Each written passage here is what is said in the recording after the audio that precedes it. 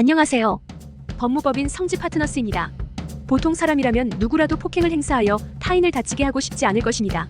평소라면 법 없이도 산다는 사람도 술에 취하여 타인과 다툴 수 있고, 혹은 상대방의 공격에 자신을 방어하다가 상대방을 위협하여 다치게 하였을 수도 있습니다. 그래서 폭행죄에 연루되는 자들이 모두 흉악한 범죄자라고 보기에는 어려움이 있습니다. 하지만 현행법은 사정이 있다고 하더라도 타인에게 폭행을 행사하였다면 폭행죄를 적용하여 처벌합니다. 형법에 명시된 폭행죄는 사람의 신체에 폭행을 가한 자에게 2년 이상의 징역과 500만 원 이하의 벌금 등으로 처벌합니다. 2인 이상이 단체로 폭행을 행사하였거나 물건 등을 이용하였을 때는 특수폭행 혐의가 적용되어 처벌 수준이 더욱 높아집니다. 폭행으로 인하여 상대방이 다치거나 사망에 이르렀다면 상해치사에 준하는 처벌을 받게 되어 초범이라고 하더라도 징역형을 받을 가능성이 높습니다. 그렇다면 일방적인 폭행이 아닌 쌍방이 폭행을 저지른 경우에는 처벌이 어떻게 될지 궁금하실 텐데요. 이때 간과하지 말아야 할 부분이 있습니다. 주먹을 휘두르는 것뿐만 아니라 팔을 잡아 끌거나 밀치는 행위, 물건을 던지는 행위로도 폭행을 행사하였다고 인정될 수 있다는 점입니다. 단 상대방이 공격을 하였기에 취한 방어 행위는 정당방위로 폭행죄의 적용을 받지 않습니다. 그래서 쌍방 폭행 처벌 위기에 놓였다면 본인의 행동이 정당방위에 해당하는지를 먼저 명확히 확인해 보아야 합니다. 그러나 실제로 쌍방 폭행이 이루어졌을 때 정당방위로 인정한 경우는 소극적인 방어 행위를 하였을 때입니다. 상대방이 때리려고 하여 그 손을 막아냈을 때, 상대방이 머리채를 붙잡아서 어깨를 가격하여 떨구어 냈을 때에 정당방위에 해당한다고 본 사례가 있습니다.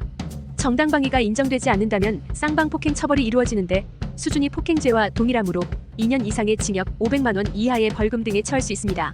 하지만 폭행죄는 상대방과 합의하면 공소권이 없어 처벌이 이루어지지 않습니다. 정당방위로 인정되기에 애매한 점이 있다면 무조건 무죄를 주장하기보다는 합의에 이르는 것이 더 나은 결과를 가져올 때도 있습니다. 쌍방 폭행 처벌 위기에 직면하였다면 법률 상담을 통하여 정당방위가 인정될 상황인지 확인해 보는 것이 좋겠습니다.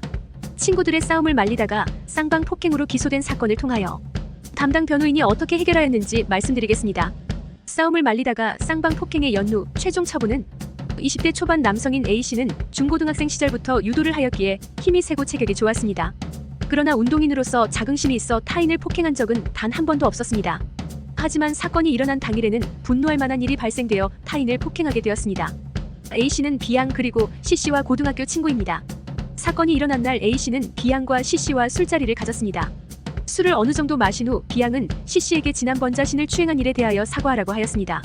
C씨는 부정하였고 이에 B양과 C씨가 말다툼을 하게 되었습니다.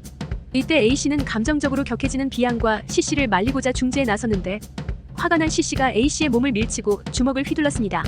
이에 A씨도 화가 났고 테이블에 C씨의 머리를 부딪히게 한 후 얼굴을 수에 가격하였습니다. 이로써 A씨와 C씨는 서로를 쌍방 폭행하였습니다. 일이 커지자 주변에 있던 사람이 경찰에 신고하였습니다. C씨는 머리 부위에 상해가 발생되었다고 추정되어 병원으로 이송되었고 A씨와 B양은 경찰서로 연행되었습니다. C씨가 20일 정도 치료가 필요한 뇌진탕을 진단받아 A씨에게는 상해죄가 더해져 폭행치상죄가 적용되었습니다. 상해죄는 반의사 불벌죄가 적용되지 않으므로 피해자가 가해자의 처벌을 원하지 않더라도 사안에 따라서 처벌이 이루어질 수 있습니다. 이에 A씨는 변호인을 선임하여 대응하기로 하였습니다. 담당 변호인 입회 하에 사건 조사가 진행되었습니다.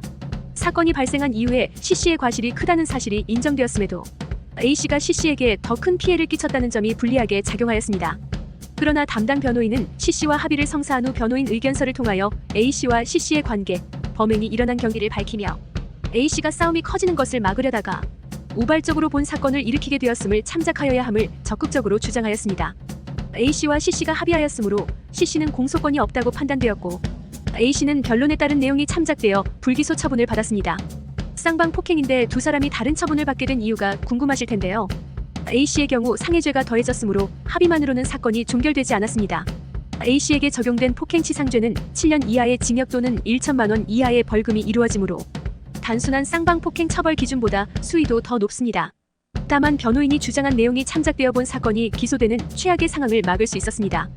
A씨는 법률 상담을 받지 않았더라면 이러한 법리를 모르기 때문에 정당방위를 주장할 뻔하였다고 전한 바 있습니다. 그랬다면 피해자와 합의를 성사하지 못하였을 것이며 사건이 기소되어 형사재판을 준비하여야 할 수도 있었습니다.